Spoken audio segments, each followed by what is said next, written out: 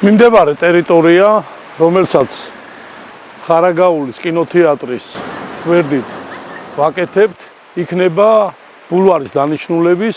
ამის საჭიროება გაჩნდა, როდესაც საყრდენი კედელი დაინგრა მდინარის მიმდებარედ, აღვადგინეთ საყრდენი კედელი, ხოლო ზემოდან კეთილმოწყობა მიმდინარეობს, ხარაგაულელები გამოიყენებენ ამ ტერიტორიას როგორც დასასვენებელ სივრცეს, კეთილმოეწყობა, განათდება, იქნება შესაბამისი ინფრასტრუქტურა მოწყობილი იმისათვის, რომ ადამიანები მდინარის პირზე მოვიდნენ, თან ქალაქის ცენტრში იყვნენ იმავდროულად და გარკვეული დრო შინაარსიანად გაატარონ აქ.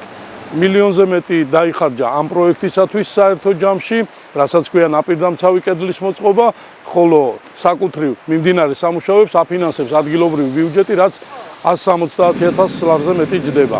მაქსიმუმ 2 კვირის პარგლებში ჩვენ აქ გვექნება უკვე კეთილმოწყობილი სივრცე, რომელსაც ხარაგაულელები გამოიყენებენ.